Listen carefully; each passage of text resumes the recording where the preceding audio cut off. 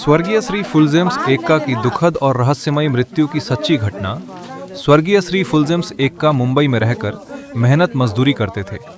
वे नियमित रूप से अपने घर पर परिवारजनों से बातचीत करते थे और घर खर्च के लिए पैसे भी भेजा करते थे। कुछ दिनों तक काम करने के बाद एक दिन अचानक वे काम के दौरान ऊपर से सिर के बल नीचे गिर गए। हालांकि बाहरी तौर पर कोई गंभीर चोट दिखाई नहीं दे रही थी, लेकिन आंतरिक दर्द और तकलीफ बहुत ज्यादा थी।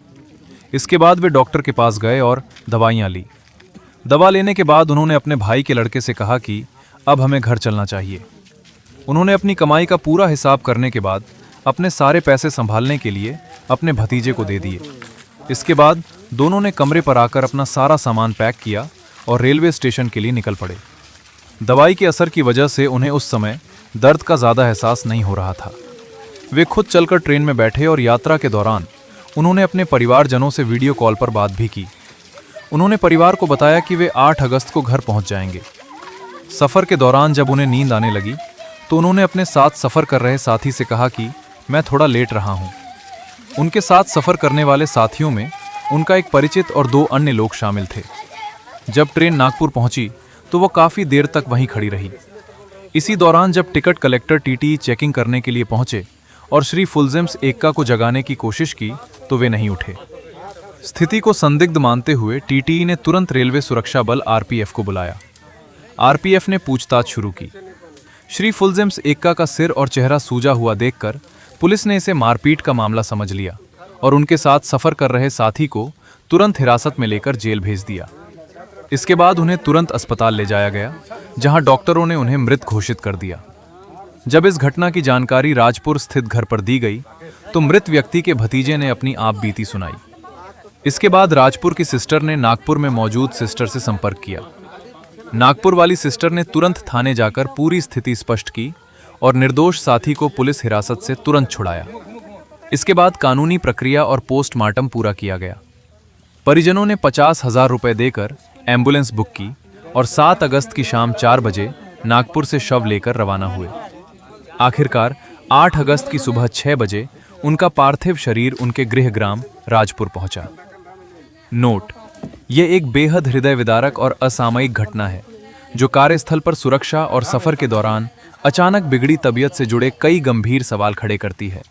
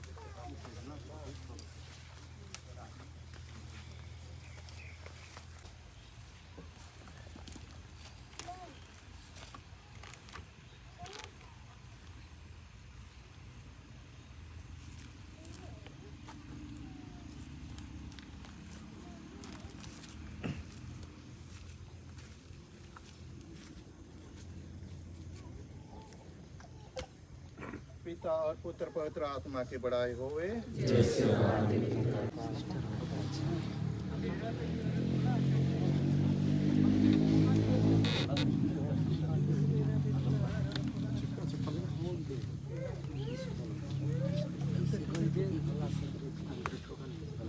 अरे तो बोला जरूरी होला, निकाल दो। चलो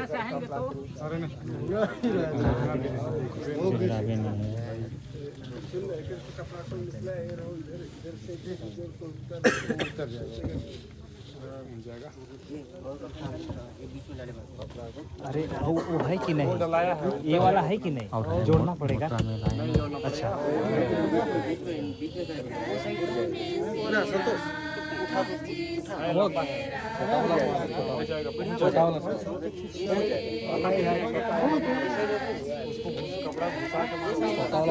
स्टार्टिंग हो गई।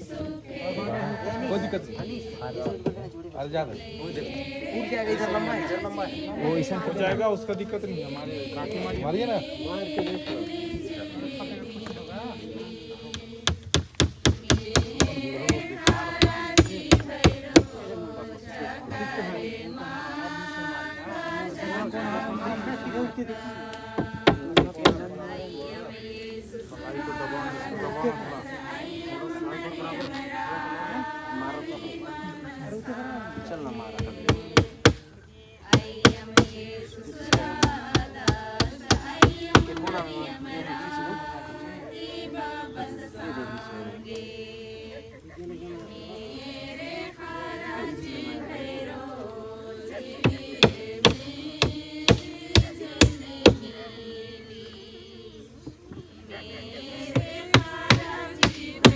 नहीं मरेगा यार राकेश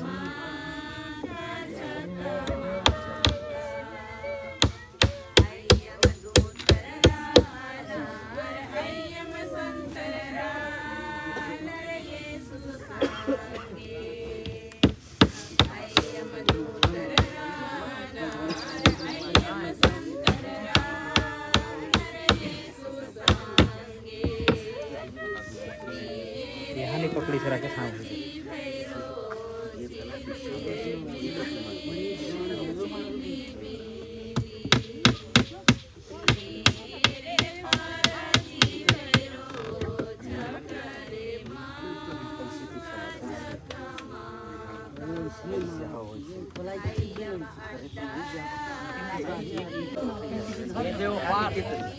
हाँ भैया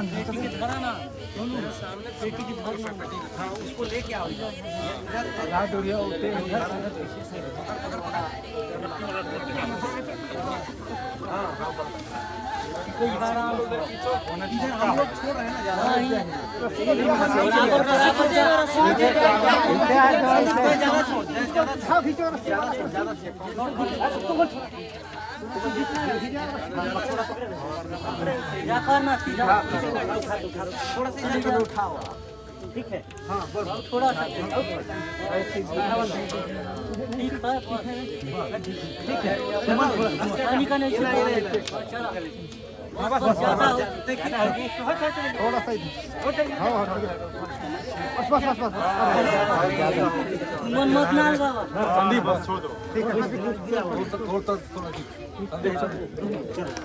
थोड़ा सा हल्का सा बस होगी गिरा मत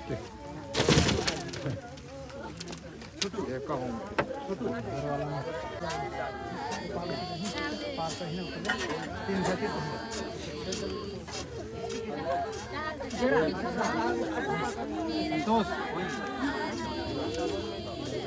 आना है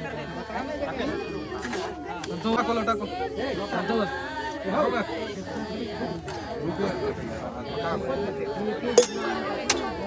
हो गया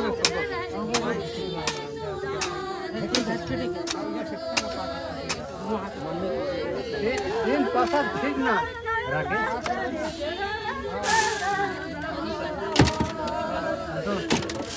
संतोष बस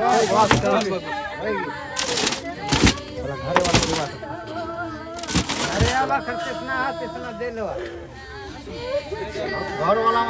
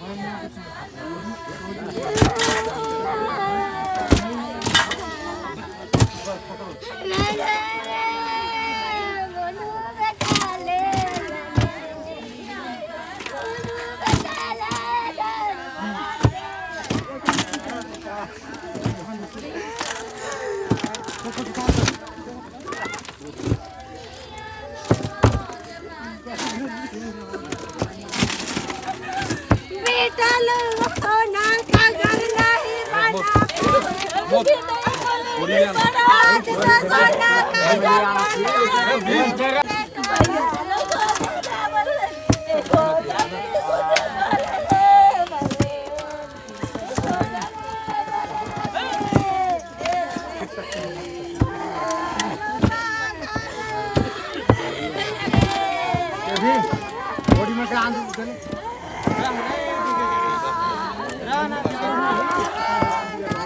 सुना राकेश लेकिन कोड़ी घर में मरवा दो चमक गया है उजक छोड़ देना उजक राकेश बढ़िया वो पार कर दे चल आगो अबे गिराई है पे उसे मत फेंका यार वो पार कर तीन धाम पर अबे पूरा जला देता बे जला दे बाप बैठ जा हां जला दो नी चढ़ी ना वो खून देवा करना खून दे मत तो नहीं खून दे ये साबर बने बस कोई तो छोड़ दे राकेश और इधर कोड़ी जाना कोड़ी हां तो कोड़ी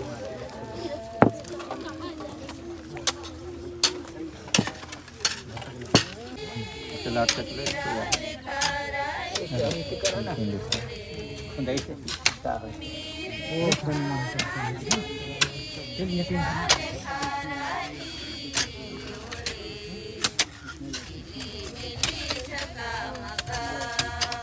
ज्यादा माटी इतनी करते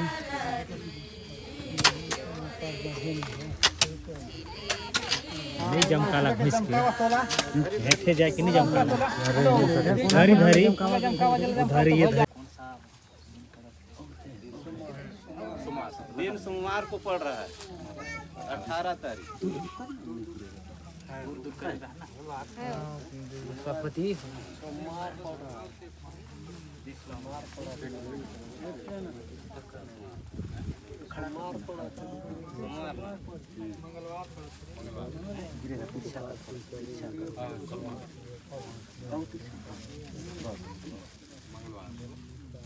मंगलवार पड़ेगा बोल दो मंगलवार का दिन पड़ रहा है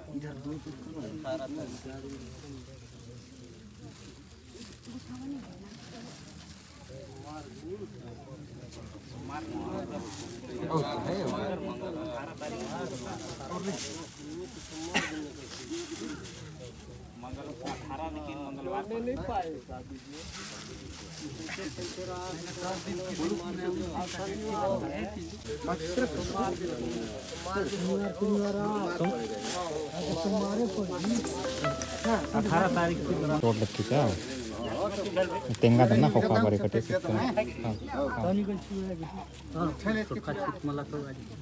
हाँ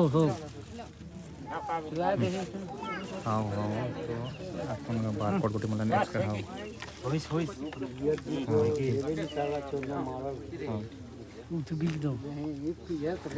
जाना था खोल के हाँ खोल के ऐसा फिर तो इसने रहे तो दफन के बाद कमरे की दीवार पर दिखी छाया। एक हकीकत घटना स्वर्गीय श्री फुलजेंस एक्का के दफन की प्रक्रिया पूरी होने के बाद जब परिवार के सभी लोग घर वापस लौटे तब छोटे भाई के कमरे में एक ऐसी चीज दिखाई दी जिसने सभी को हैरान कर दिया। कमरे की दीवार पर एक मानव आकृति जैसी छाया दिखाई दे रही थी।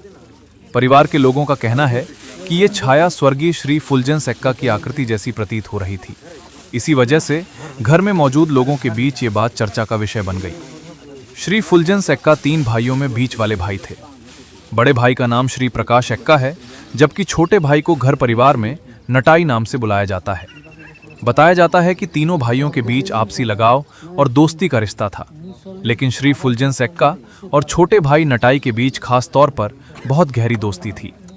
परिवार के लोगों का मानना है कि इसी गहरे भाईचारे और लगाव की वजह से शायद उनकी छाया छोटे भाई के कमरे में दिखाई दी।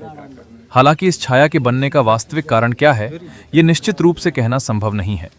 लेकिन दफन के बाद घर लौटने पर कमरे की दीवार पर ऐसी आकृति दिखाई देना परिवार के लिए बेहद भावुक और यादगार घटना बन गई। ये घटना परिवार और आसपास के लोगों के बीच आज भी चर्चा का विषय है। स्वर्गीय श्री फुलजेंस एक्का को भावपूर्ण श्रद्धांजलि।